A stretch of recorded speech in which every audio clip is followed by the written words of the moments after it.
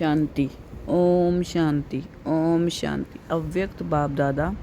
Revise date है 3 अक्टूबर 1969। संपूर्ण समर्पण की निशानियाँ। समर्पण की निशानियाँ। किसको देखते हो?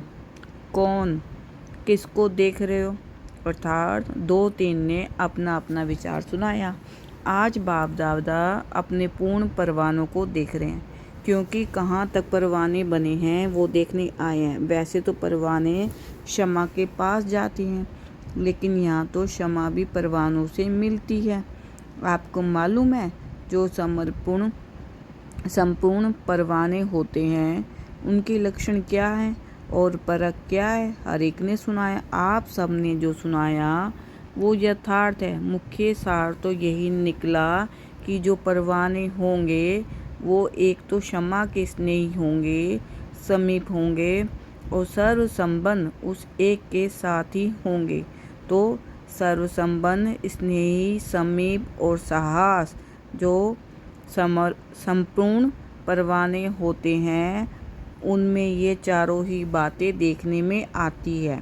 तो आप सबको यहाँ भट्टी में किस लिए बुलाया है? जो ये 4 बातें सुनाई हैं वो चारों ही बातें अपने संपूर्ण परसेंटेज में धारण करनी है। 1% भी कम ना होना चाहिए। कई बच्चे कहते हम हैं तो सही, लेकिन इतने %। तो जिनमें % की कमी हो गई तो उनको संपूर्ण परवाना नहीं कहेंगे। वो परवाना दूसरी क्वालिटी का कहा जाएगा, जो कि चक्कर ही काटने वाले होते हैं। एक होते हैं शिर्क, एक ही बार क्षमा पर फिदा होने वाले। दूसरे होते हैं सोच समझकर कदम उठाने वाले। तो जो सोच समझकर कदम उठाते रहेंगे उनको कहेंगे फेरी पहनने वाले, चक्कर काटने वाले। तो दूसरी क्वालिटी वाले परवाने कई प्रकार के संकल्पों, विघ्नों और कर्मों में ही चक्कर काटते रहते हैं। तो आज पांडव सेनों को भट्टी में बुलाया है। कहीं पर भी कोई फैक्ट्री होती है तो जो बढ़िया फैक्ट्री होती है उसकी छाप लगती है।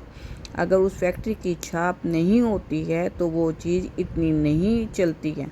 इस रीति आप भी जो भट्टी में आए हो तो यहाँ भी छाप लगाने के लिए आए हो। ट्रेडमार्क होता है ना। आप फिर कौन सी छाप लगवाने लिए आए हो? संपूर्ण सरेंडर या संपूर्ण समर्पण का छाप अगर नहीं लगा तो मालूम है कि क्या होगा। जैसे छापा ना लगी चीज़ की वैल्यू कम होती जाती है, उसी रीति से आप आत्माओं की भी स्वर्ग में वैल्यू कम हो जाएगी।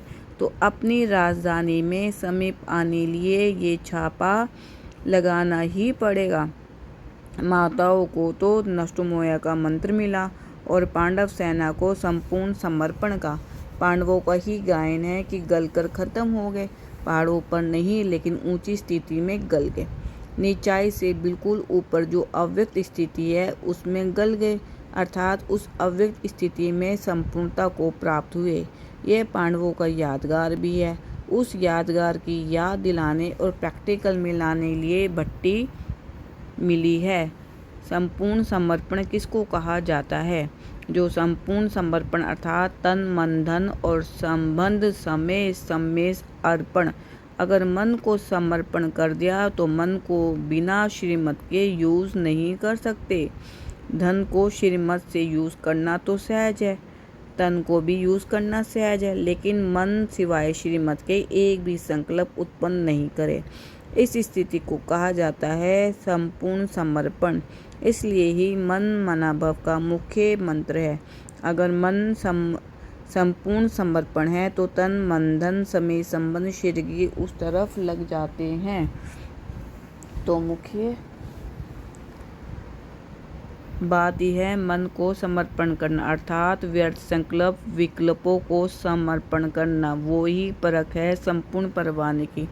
संपूर्ण समर्पण वालों को मन में सिवाय उनके बाप दादा के गुण, कर्तव्य और संबंध के कुछ और सूझता ही नहीं। आप बताओ कि ऐसा छापा लगाया हुआ है। जैसे आजकल के ज़माने में आप लोग जब दफ्तरों में काम करते हो तो कभी कभी दफ्तर की जो चीज़ें होती है वो अपने काम में लगा देते हो। इसी रीति जो आपने समर्पण कर दिया तो वह आपकी चीज़ नहीं रही, जिसको दिया उनकी हुई। तो उनकी चीज़ को आप अपने कार्य में यूज़ नहीं कर सकते हो। लेकिन संस्कार होने के कारण कभी कभी श्रीमत के साथ मनमत, देह अभिमान पने की मत, शुद्ध पने की मत कहीं यूज़ कर लेते हो। इसलिए ही कर्मातीत अवस्था व अव्यक्त स्थिति सदा एक रस नहीं रहती है, क्योंकि मन भिन्न भिन्न रस में है तो स्थिति में भिन्न भिन्न है। एक ही रस में रहे तो एक ही स्थिति रहे। बाप दादा बच्चों को हल्का बनाते हैं और बच्चे जानबूझकर अपने पर बोझ ले लेते हैं, क्योंकि 63 जन्मों से विक्रमों का बोझ, लोक मर्यादा का बोझ उठाने के आदी बन गए हैं। इसलिए बोझ उतार कर भी फिर रख लेते हैं। जिनकी जो आदत होती है वो आदत से मजबूर हो जाते हैं ना, इसलिए अपनी आदत होने के कारण अपनी जिम्मेदारी फिर अपने पर ही रख देते हैं। एक एक पांडव अगर संपूर्ण समर्पण बनकर ही निकले तो बताओ क्या होगा। जब पांडव सेना तैयार हो जाएगी तो कौरव और यादव मैदान में आ जाएंगे और फिर क्या होगा, आपका राज्य आपको प्राप्त हो जाएगा।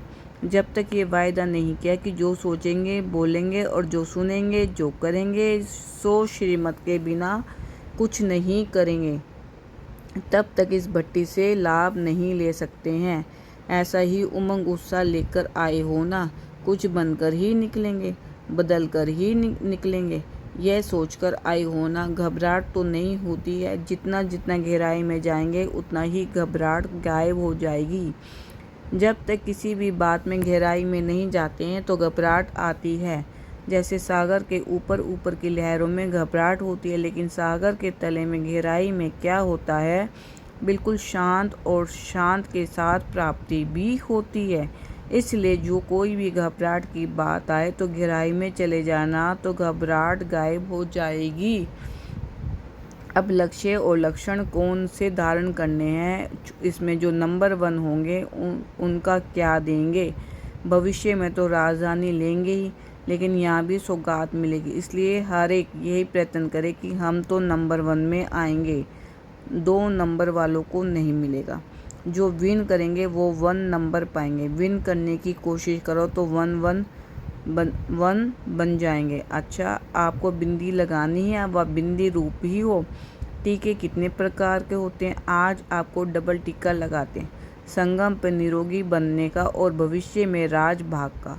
बिंदी रूप की समृद्धि रखने के लिए बिंदी लगाते हो, बिंदी लगाते लगाते बिंदी बन जाएंगे। कोई भी व्यर्थ संकल्प आए तो उनको बिंदी लगा दो तो बिंदी बन जाएंगे। ओम शांति।